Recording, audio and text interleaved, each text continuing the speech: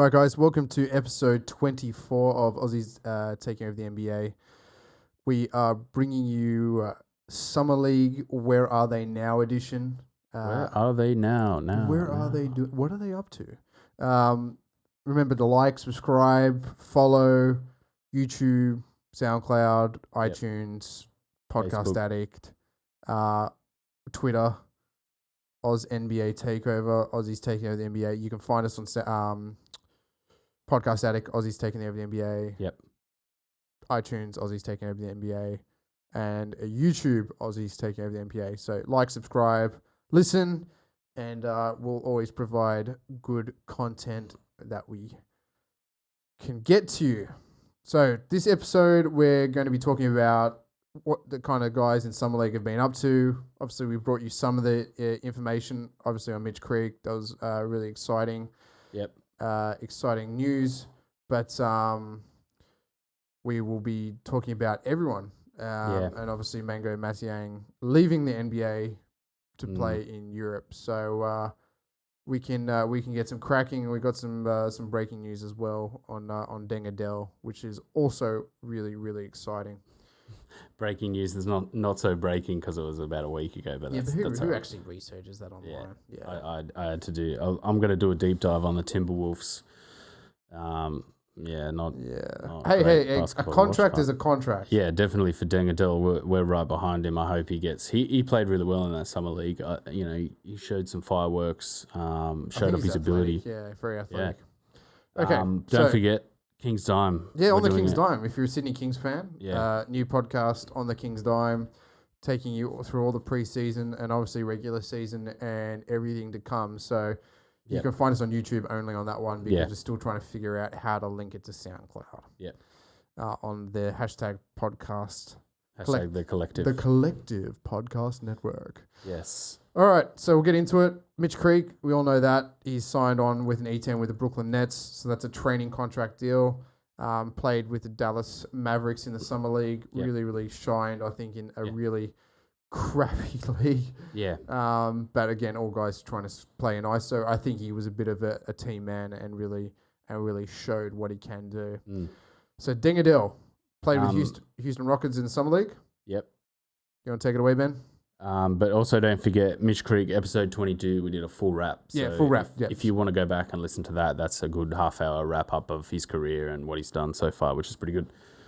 Check that out. Yeah, Deng Adele, he played with Houston in the Summer League and showed some explosiveness, a couple of big dunks and some nice sort of handles off the dribble, some good scoring. He was just sitting there. I was looking this up about 2 weeks ago, trying to find what was happening with him, looking on Twitter and looking on news sites and stuff like that, ESPN, and it just said he was still attached to Houston. So I sort of thought, he might get a pickup here for Houston, but turns out he got an E10 from the Timberwolves, the same as Mitch Creek. So the new development deal where you play in their training camp and you have a chance to either get onto their roster or you get to the G League team. And the G League team is the Iowa Wolves for the Timberwolves.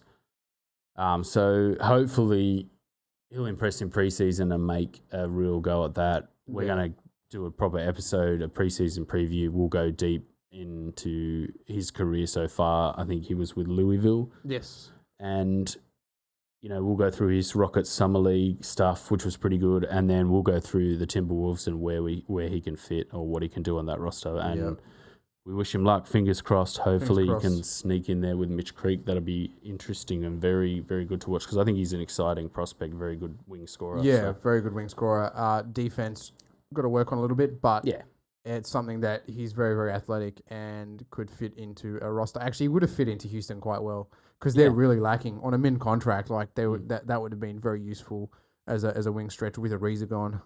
Yeah. The Playing problem a bit is of backup. that Houston team is very sort of shooting oriented, like space the floor and shoot. Doesn't really have the room for guys who drive on the wing, which is what Dell sort of excelled at. Deng Adele, not Dell. He really excelled at catching the ball and then putting the ball on the floor and getting to the rim, not necessarily shooting. So, and his defense was, a bit suspect. But on this Timberwolves team, you never know. Like, all you need is your foot in the door. It just doesn't matter who's going to pick you up. Wherever he plays, it'll be great if he can get a pickup. Even in the G League, we'll even follow him anyway as well. Yep. Mango Matiang. Yeah, it's a shame he was waived by the Hornets. He played for the Hornets. I think he made 4 appearances for the Hornets. And then he played most of the time with the Greensboro Swarm. And if you're listening and you want to go and watch some good highlights, he had some really good games for the Greensboro Swarm. Very skilled for a big guy. Like, I think he's 6'11", 115, 229, 6'10", 229, so 104. Very smooth big man, like big solid guy, attacking big man.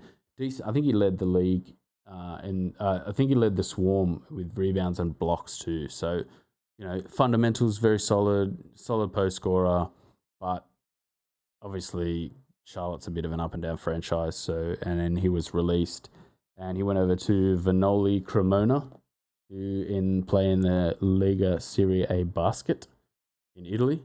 Italia. Yeah, so that'll be interesting. Peyton Aldridge, who also declared in the draft, who was undrafted, he played for Utah in the Summer League. He's also there. So I think I'm going to try and follow European guys this season and try and actually watch some games. Yep. And it seems a bit crazy the way their leagues are set up, especially in the lead up to the World Cup and stuff, because I think we've got a few little outliers in Europe, like a couple of good guys that might fill out a roster for the World Cup, for the FIBA World Cup and the Olympics. Yeah, it's crazy how a team of only NBL players can win the Commonwealth Games, which isn't that big a feat, but it's still pretty good. Yeah, and that kind of just went completely under the radar. Like under the radar, just win gold very easily. But nobody also can kind of dominate the Asia-Pacific region and the Middle East in basketball, with some pretty crazy basketballing nations. Like, someone has just recently declared for the Philippines and is playing for the Philippines. Jordan Clarkson. Jordan Clarkson had a good game last game he played against China. He's solid player, like for an NBA standard. Like he's an NBA standard. He plays, but he's declared for the Philippines. I think he's got a Philippine passport. His dad or something. It's like half Philo. So, and obviously they've got old matey who's out for about 10 games for punching one of the Aussies in the head. But so solid. Yeah, we might see Mango come back. Maybe, I think he's only 26. Yeah, I think he's 26, and again, solid, man. He was, like, watching those Swarm games, he was very solid, but it's a shame because the league isn't in the big men. It's not about the big men now. And it's not about big men who are smooth around the rim. It's about big men who could shoot, really, which is a shame as well. So but I think he can work on his game. He can have a pretty good career in Europe too, because I was going through some of those rosters in Europe, and there's not many 6'10", 220. They're all, 6'8", 6'9", and 180, 190, 200. They're not big guys. So it'd be interesting to see how his post-game develops and post-game sort of translates to a European. The FIBA style is a little bit different to the NBA. It's less about banging together and more about being smoother in the post. So I hope he does well. It'd be interesting to see if he can sneak a spot in the Boomers team, because we have an array of big men that do all different things. Like Baines is a bit of everything, a defensive presence. You got Kickett, who shoots, not a great defender. No. You obviously got Bogut as the rim protector, and then from there you've got some stretch fours that play center in Thonmaker, and Newley can play a little bit of 4 and 5. I don't know if he's gonna. You really want like a traditional 5 in the mix. Yeah, and another really solid defensive 5. So that hopefully 15-man. Yeah, World Cup roster. Can sneak in there. That'll be interesting. He's definitely our third best center. If you look after Baines and Bogut. Yeah. And, maybe Thonmaker stretching to that center position. For me, he's a much better stretch 4. He's a much better 4. Yeah, he's a better 4. He's a better 4 offensively. Defensively, he's a good rim protector, but I think he brings that edge when you have that second rim protector and then that ability to stretch the floor and shoot from the corner or from the arc. I definitely think that is what makes him who he is. Yeah, but definitely. as a traditional kind of bang down low, use your body, 104 kilos. And Thonmaker's also more of like a discount Bogut in terms of defensively. He's a good block hunter. Yeah. And a very good weak side timing, but at the same time doesn't have that really solid veteran head on him. Like he'll develop. He'll develop and he'll get there. So I think obviously that plays into that boomer element where you don't want Thonmaker always playing centre for Australia. You probably want him playing power forward at this stage of his career while he's still developing. Yep. But anyway, I'm going to try and watch more Euro League because that's We've got a couple of guys. Got McDowell White who didn't declare for the draft, and he didn't play in the summer league either. So I didn't have a look at. He's not in there, but he's gone back to Europe. And he's only young. He's 22. Had some solid too. Solid play. 6'6". Yeah, solid point guard. So we've got old Jock. Yeah, now Jock had a good. I thought Jock had a good outing. I thought he played well for the Hawks. Yeah. In a very ISO league that didn't really have any structure. He was a kind of big man lost on his own, but I think he defended well. I think he scored when he could. And he didn't really get the chance to do what he did in college, and that's really score around the rim and finish. Yeah. Because there was no service. It was just all ISO. But he's off to Partizan Belgrade. Yeah. In the Serbian league, which will be interesting. Signed a 2-year deal, so that's a pretty good investment into him. You're right about the Hawks. They didn't have a proper point guard. Like what made him shine at St Mary's in college was the fact that Emmet Naar and him had such a good duo. There was such a good point guard and big man duo that he was able to shine. Like it made him shine. Not to take away from his abilities as an individual, but trying to play with Trae Young, it's not. Well, it was the Trae Young show. Trying to show that he can score and be ISO and all that kind of stuff, which for me, Summer League, it doesn't really show what some of these guys are about in a big way. It takes away from his ability to shine as well, though. Yeah. Completely.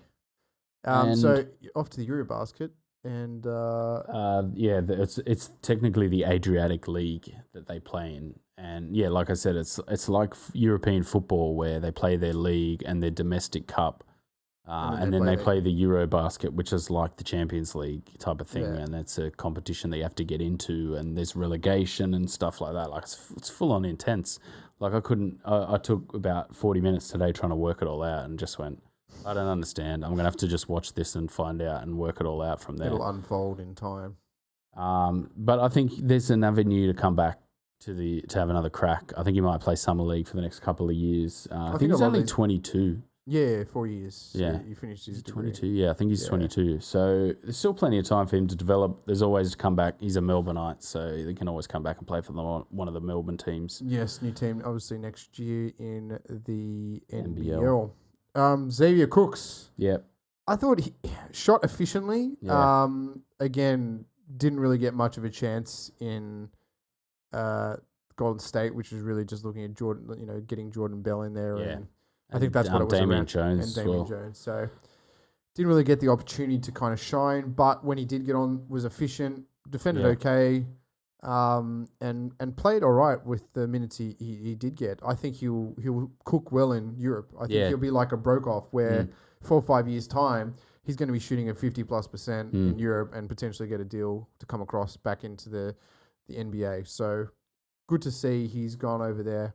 I think that in 3 or 4 years' time, if we get the investment in our local league, you'll see a few of these guys come back to the NBL to develop and then get picked up straight from the NBL like Mitch Creek did. Yeah. He's not a European guy. He's played all his career for Adelaide. Yeah. And he's gotten picked up. So I think that's where we would like to see the NBL level. And I think it is getting towards that stage from, watching a few of the games. The young talent is getting good. Well, the thing about the NBL is the NBA development networks.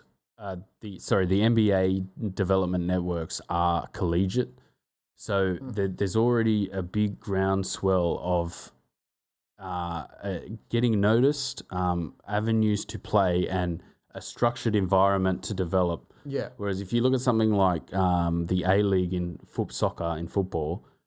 They act like the Australian Football Association's actively trying to stop you from going overseas. Like, no, we want you to develop in Australia. Yeah. Where in my opinion, it's like, no, if these guys show any talent between the ages of 13 and 17, they need you want to get them over playing in Europe ASAP. Like, make sure they go to the best academies you can get them to over there. Yep. Because you look at how that's developed in the last 10 years and we've fallen off a cliff. We don't have guys playing in the big leagues in Europe anymore. Like, you look back at the late 90s, early 2000s, and you had 15 Aussies all playing in top teams like Leeds, Blackburn, the top leagues. Bresciano is playing for Palermo, like top team, So, but I think the good thing about basketball is that the NBA catchment just has such a big foundation through community and the collegiate system, which plugs into the society of, general society and basketball at the same time.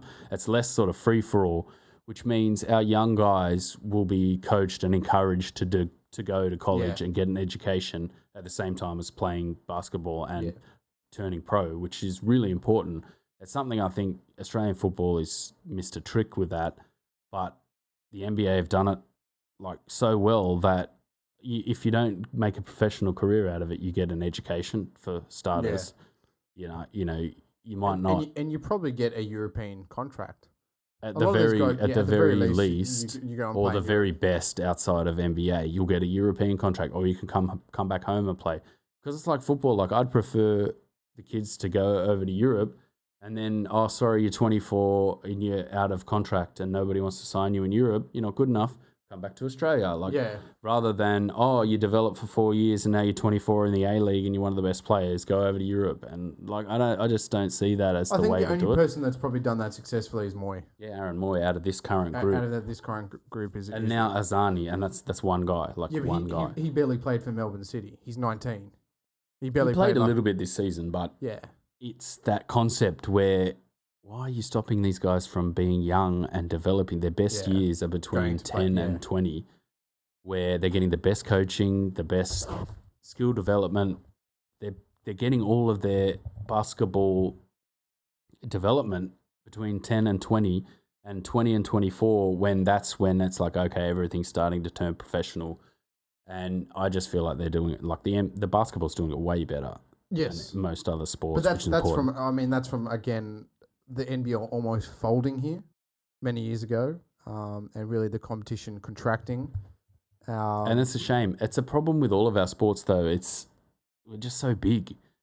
We just have too many sports in this country. That and the sparsity. Like, if you could have New South Wales, Victoria, and Queensland all separating into 10-team leagues and then bringing those leagues together, then maybe it'd work. But you couldn't see that happening. Like, it wouldn't happen like that. No, even rugby league's similar the same way. There's only 3 teams in Queensland: Titans, Cairns, and North Queensland and Brisbane.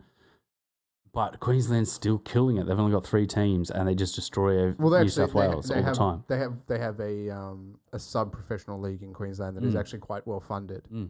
The Queensland Cup is better funded than the New South Wales Cup.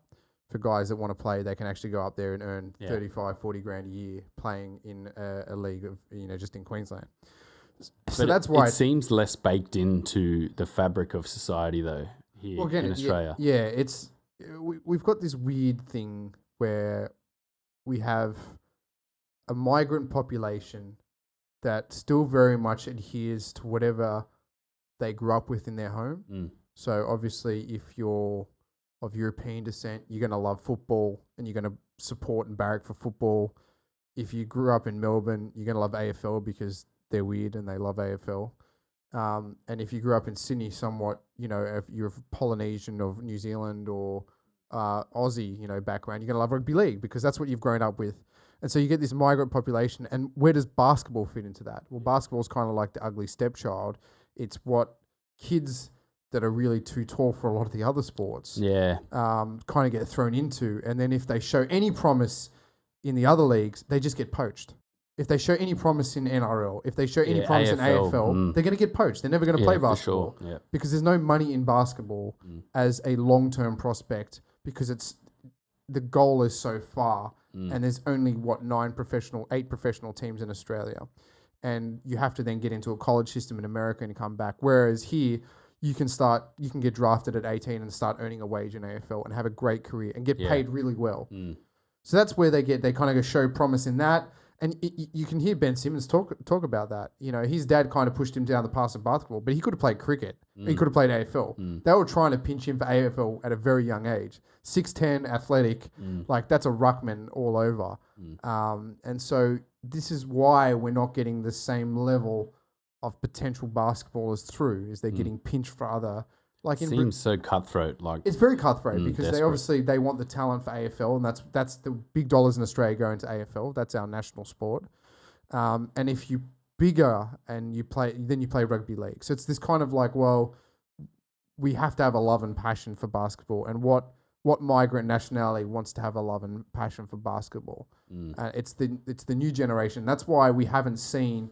Typically, it's been Aussies, but that's why we haven't seen. We're starting to see now. Sudanese. Yeah. The Sudanese people that came here in the 90s, they've had kids now. They love basketball.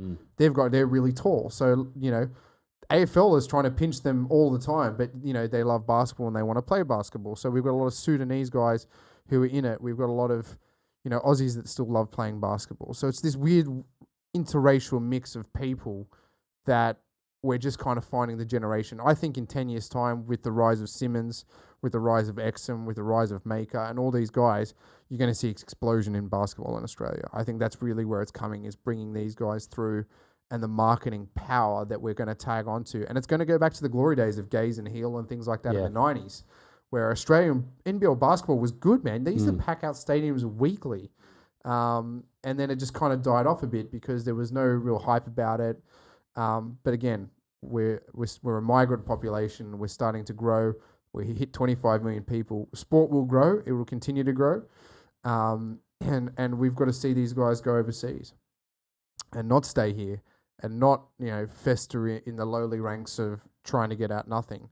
And that's not to take away from the NBL. Like, that's not to rag on the NBL. No, but I just think if these guys show promise at that early age, you need to get them into the absolute best you can get them. Of course. And that's the collegiate system in America. That's where they're going to get picked up. That's where they're going to earn a qualification to fall back on. Because there's no avenues for that to do that. Sport in Australia is like, you might get a scholarship if you play rugby union. Yeah.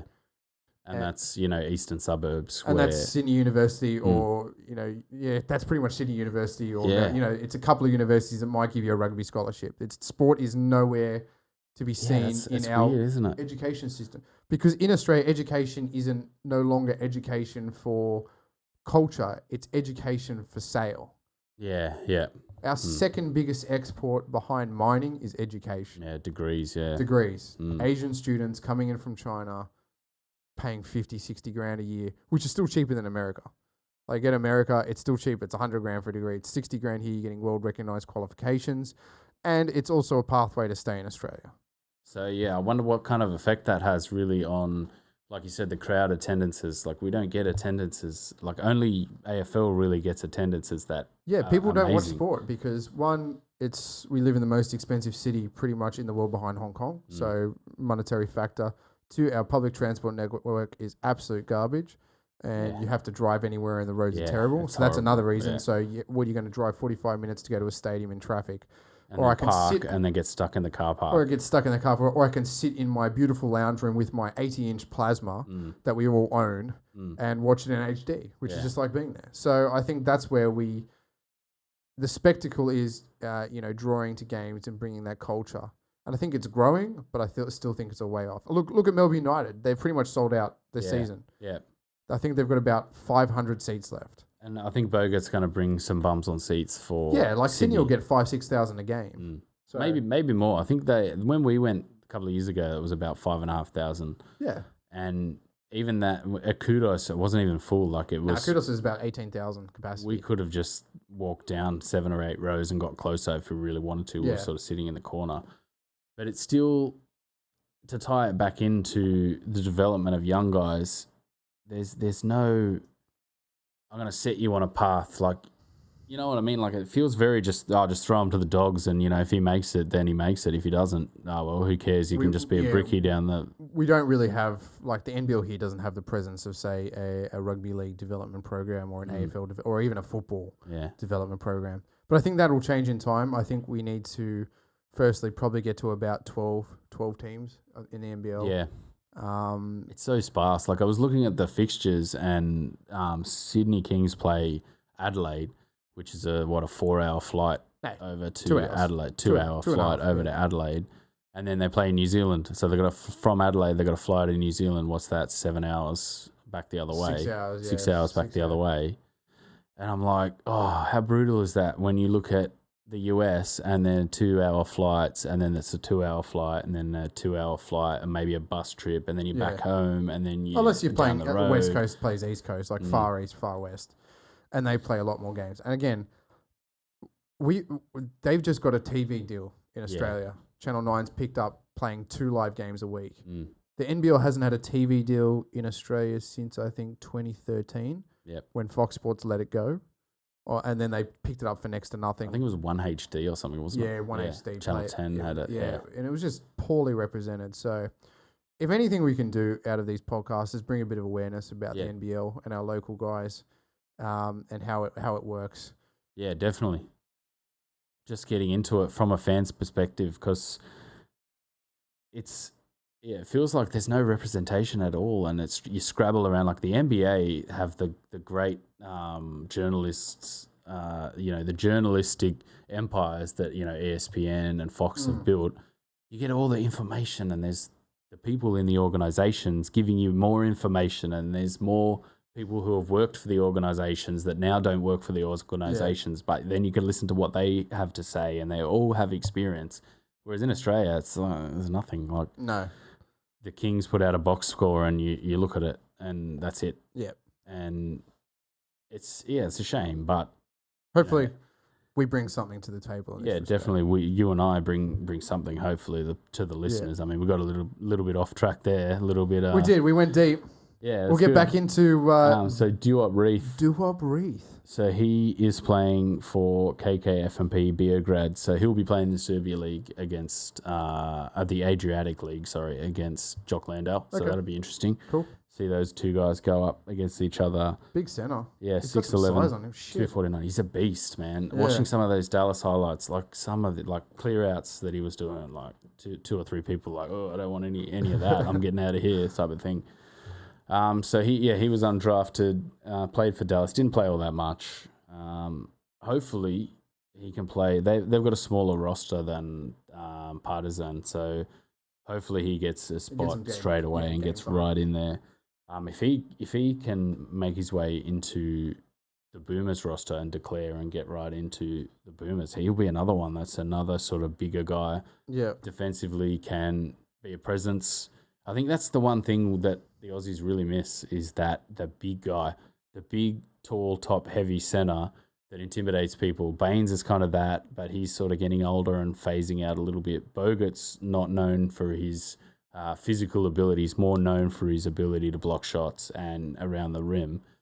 But yeah, like we said, that big guy, like Duop Reith and Mango. Yeah, Mango Mathiang. There's a spot there for them in that Aussie team if they really want it. I think hopefully they can develop in Europe. We want them to declare as well. Yeah. Jump on the Aussie bandwagon, Duop, if you're hearing this. Yeah, if you're listening to this. we got to qualify for that World Cup, so make sure you beat those Filipinos up. Yeah, there's a spot there for them. And also the NBL Rookie of the Year last year, Isaac Humphries, that played for the Kings, is over there in the same team. So it's another centre. Like I said, I think they've only got 3 centres on their roster, and one of them's Humphries. So there's another Aussie in there. Sneaky player that might get into the Aussie team and possibly might make it to the NBA, maybe. Rookie of the Year in the NBL's nothing to sneeze at. And then Emmet Naar, poor old Emmet Naar, he didn't get to play much. I think he got 1 or 2 minutes, yeah, I think, poor bastard. Yeah, that's fucked. The Suns had a lot of different stuff going on. New coach, drafted high in the lottery. Devin Booker, they gave a big contract. So they had a lot of stuff going on. His college stuff with Jock Landau though was fantastic. Like that one too. Like he would have been great with DeAndre Ayton. You know what I mean? Because I think the Suns are still really missing a point guard. Missing a point guard. Yeah, They have Devin Booker though. That's another He's a ball handling shooting guard, the off guard, but they really haven't got that kind of floor general. I think they were looking to pick up either They tried to pick up 3 guys this year and failed. So I think there's probably another development year for the Suns. We'll see. Depends what DeAndre Ayton and Booker can do for the franchise. I mean, De'Aaron Fox. I mean, a bunch of those teams just have. If you're not going to make it, you're going to be the worst you can be just to tank. I don't think they're going to be like that. I don't think so. I think they'll probably do in a very, very hard league though. The West and that West is just a bloodbath. It's a bloodbath. If they're in the East, I think they're a top 8 team potentially if Ayton comes good. Yeah. So he's coming back to the Illawarra Hawks. Yes, great. So, I love that. That's going to be good. And that's like we said. He's able to come back when he's 24. Come back to Australia and play in Australia when there are no other options on the table. We have a league here to play in. Yep. We're not going to always see the youngest players, the youngest top talented players in Australia. No. But you just kind of have to accept that. But we also very much like the A-League. We like the old guys coming back. We like the Bogers. We like the Baines. Paddy Mills come back for a season to give back to Australian basketball. Because that's what it's about. This is how the A-League has built itself. I think basketball needs to take a leaf out of that. Is you're getting your guys back that were the NBA superstars that they can come back and play a 28-game roster. It's not a hard season. They can come back and play half games. It's a 40-minute game. It's not a 48-minute game. So they're paying way less toll on their body. They're able to extend their careers and give back to Australian basketball, which is what you want to see from everyone. I mean, Bogut is doing that, and that's great. I think he's another guy that's very very minded about being philanthropic with his basketball talent and his skill and his own business acumen too. Like I think he bought a stake in the Kings. No, that was part of his contract. He got given shares. Yeah, because obviously they can't. He's looking at what vet min in America. He would have got offered a contract 2 or 3 million. $2 or $3 million US, vet min in the US. There's no way the Kings are paying him that. So he's got a real stake in growing this league. He really does. I think it's important too because sometimes you do get people that don't want to do that. Yeah, that's not their thing. They want to make money. That's fair enough. Like some players might not want to do that, but I think you look at Joe Ingles, and even he seems like the kind of guy that wants to come back and play in this league and really give back. You look at the generation that's playing now, they all seem to be, like, apart from maybe Simmons, but he has an obvious hype train behind him, which is an obvious hype train because of how good he is, which is fair enough for him. He wants to give back in a different way. He's very much, he's summer camp, he does camps out here every year for the young kids. He's very much part of growing a local culture in Melbourne and basketball. But he's going to be a boomer. That's what he feels he's giving back to Australia. Because unless he gets hounded with injuries and really can't play an 82-game season, in that way you can come back and play in the NBL and get something out of it. But I don't think that. I think he's physically he looks like he's well built. He's well developed, and I don't think he's gonna he doesn't have those odd dimensions, and he looks like a clone of LeBron, basically, same size and height and weight. Sorry. But you wouldn't, like, for a Ben Simmons, the obvious hype train is obvious for him. You go, mate, make your money because they love you. They all love you. Play to the crowd. That's great. And even if he didn't give back, you would just say to him, the obvious potential that he has. I don't think people in Australia really understand how good he was last season. And with massive flaws in his game, and that's where. It's really, quite, and you hear the Jalen Roses of the world and all that kind of stuff, and Colin Cowherds, and really, Colin Cowherd pointed out this. He's a 28-point-a-game guy without changing his style. Yeah. All he has to do is increase his free throw percentage to about 80%. So from 50, which he was the majority of the season, I think it was 54%. You increase that to 80%, you're going from 21 points to 28 points a game. Easy. He doesn't even have to change his game. Where the flaw in his game was the ability of defenders to sit off him because they know he doesn't offer a shot. Well, I say this. Go on YouTube and look up the UCLA scrimmage and see him in ISO playing and shooting over guys like Westbrook, De'Aaron Fox, Bagley, all these guys. It's a part of a game he will develop. LeBron wasn't a great shooter in his early years. No. Look, he had a shot, and he was an all-round player, but he wasn't known for his shot. He wasn't a knockdown shooter. No. He was more Now, he can score 30 points in a quarter. Yeah, and he you're right. He has developed that shot over the last few years. Like he shot pretty poorly in the last couple. Not poorly by his standard. In the last, it's only sort of this year you can tell he's worked on a couple of zones where he knows, I'll drop the ball on the floor 1, 2, and I've got this type of shot. Yep. And I'll just work on that over and over and over again and work opponents over like that. Which is where I think Simmons' game is going to develop. Where, like we spoke about in his postseason, he's got to find an area within that offense to just go, this is my shot. Like, apart from the drive, the blow by and dunk, basically, or the blow by and dish to Embiid, he's got to find a spot where everyone goes, oh, right, I know what Simmons is going to do. Simmons is going to, come off a pin down into the foul line, and he's going to shoot an elbow jumper, and everyone knows. Because I felt watching them last season, you couldn't tell what he was going to do sometimes. And sometimes Reddy could turn around and think, I'm getting the ball. No, I'm not getting the ball. And Embiid wouldn't try and box out or do things like that. Like, he's got to find just that one spot and just keep doing it over and over and over and over again, which I think even if he doesn't, I don't care. Like, even Markel Fultz, I don't care that he couldn't shoot last year. I'm like, who cares, man? Let the guy develop. Even if he just becomes, a floor general who just passes and gets assists and doesn't take shots, who cares? Like, they'll work it out as they go. They're only young, and Simmons is, 21?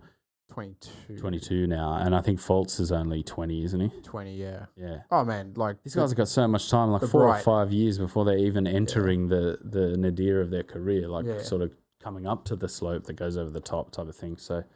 Or it could be a LeBron that just never ends. Well... Depends what he wants to do at LA. If he, obviously they haven't got the roster this season that makes you go, wow, like LeBron's back. No, they just waived Luol Deng, though. Yeah, but that's not really anyone else to pick up. Well, it's not about. Well, look, Deng had 3 years left on his contract. He signed a 4 year, $72 million and played one game. That's some magic for you. So he waived. He'll go. He wants to play, so he's going to take. I think he had a $7.5 million buyback, but still got paid out his contract. They stretched it over 3 years, and he'll play vet min somewhere because he still wants to play. But they've got $38 million in their cap next year. Cap space. So they're going for a Kevin Durant, Klay Thompson. They're going for someone big. They got Max. Kawhi. I'd say Kawhi. No, Kawhi doesn't want to go there. Princess Kawhi doesn't want to play with another superstar. Princess Kawhi wants to play on his own at the Clippers. Or Paul George. No, George has signed 2 years, I think. One year, 1 and 1. There's room for him to go if they trade. I thought there would have been room this year, $20 million. What do you get it? I look at LeBron this year and it feels like the start of party time. You know what I mean? Like, watch the movies come out. Barbershop 12, LeBron. And yeah, I think he's doing Space Jam too and stuff like that. But God. I just feel like that it's a hard thing to sort of break down. That Cleveland team was built over 4 years of all of these things falling over each other, and then it just created a canvas full of paint, and you went, oh, well, I guess that's what that is. It just became something. How did this roster get to $120 million? Like, you just like, where did you pick up this trash and throw it all, and it got to 120 million, and now you're fucked. No one can shoot. Like, what's JR on 20 million a season? The only one's Kevin Love, and he's probably worth the money. And he was solid, but it felt like all of those personalities as players that fit with LeBron weren't abrasive characters that drove LeBron. Like, it was all comfortable players that were all just like, LeBron, he'll take the heat if we lose. Yeah, who cares? You know, it'll be right. Nah, don't worry about it. Like, LeBron will take the heat. Who cares?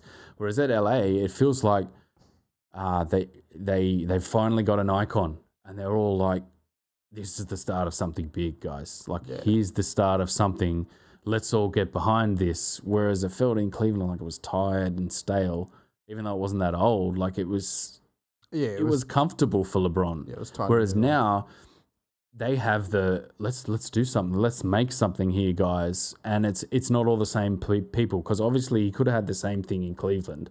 Let's make something, guys, but you're still like, yeah, but it's Cleveland and it's the same thing, and you're still here. It's the same guys, like Kevin Love and the band's still here. Like it's the same thing. K-Love and the band. At LA, it's a totally different thing. It's completely different, and I don't see him not taking I don't see him taking a back seat in the sense that the way he played last year was very just, I'm playing every minute. I'm putting up all the shots I want to take. I'm doing everything I want to do. You're all along for the ride. Like, it feels like all of these guys are going to try and work together because it's a totally different landscape for LeBron. Well, I think it's more of a team, with pretty much nothing last year, they managed to throw together 40-odd wins in the West. 38 That's wins? Lakers, yeah. Yeah. With really nothing, with, Alonzo Ball, broken Lonzo Ball. Brandon Ingram. Ingram, good. Brook Lopez, I mean, he's gone. He's gone. But I think bringing Rondo into the team, Lonzo Ball's a good ball handler. I mean, he's solid, and solid defensively too. Solid like, defensively. He's not rubbish. He's if he rebuilds his shot like Fultz, he'll be a good player. But you add all these and what the pieces they've put around, it looks like LeBron's going to play like a power forward. Yeah. Like a solid four with two good ball handlers, and LeBron, you take shots and you drive, and it's and one LeBron for 30 minutes a game. That's what I think is going to happen. Well, he's going to have to slow down. Like, he's got to slow it down. Fuck, did you look at his draft class? They're all retiring. Yeah, and he spends so much money on his body too. Like, how long is he going to play? He wants to play with his son. Well, he could play for the next 6-7 years. Like, he's that good. Yeah. I mean, even the style that he plays isn't that bang style of player. Like, he's not banging into people every night. He is, but he is on his own terms. Like, he's not. He's just like, I'm LeBron, this lane's mine, get out of my way. He's making the move to hit someone before they've really established position, if that makes sense. Yeah. Like, he's glancing off people and taking shots. He's bumping at the right time. He's using the right parts of his body all the time. Like, it's not like he's just playing a crazy, reckless style where he's going to get injured. Because he hasn't been injured, I don't think, in like 10 years or something, 10 seasons. It's crazy.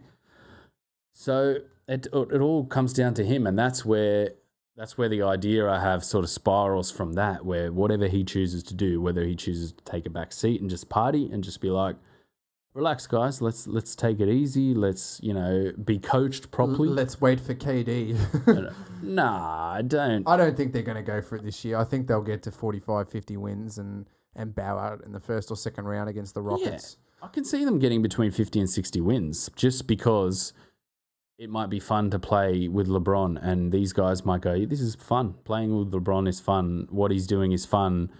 It's like he's running out ahead with the squirrel, and the dogs are chasing the squirrel type of thing. That they all might just have a lot of fun doing that, whereas in Cleveland, it just didn't look like any of them were having fun. It looked like all of them were just like, we've seen all this happen before, and it's the same. They won their title.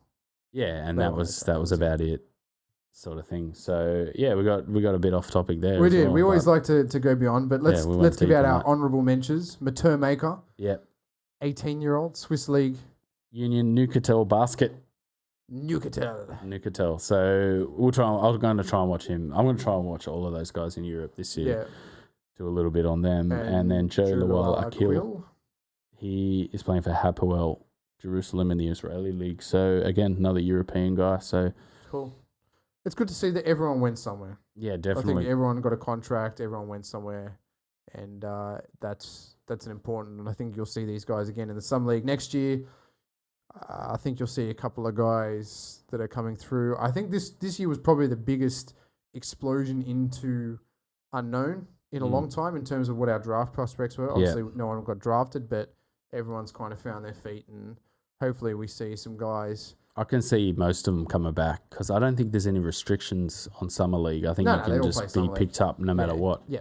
Because I think it's the Euro off-season and it's the NBL off-season as well, I'm pretty sure. It's off-season for everyone. Yeah, so that's great for them. Like, can you imagine how many young guys in Australia might have the opportunity to, obviously there's a restriction on how many teams and how many roster spots each team can have, but there's still 10, maybe 15 Aussies that might get a chance to play, which is massive for them, and they earn a little bit of money as well, which is good.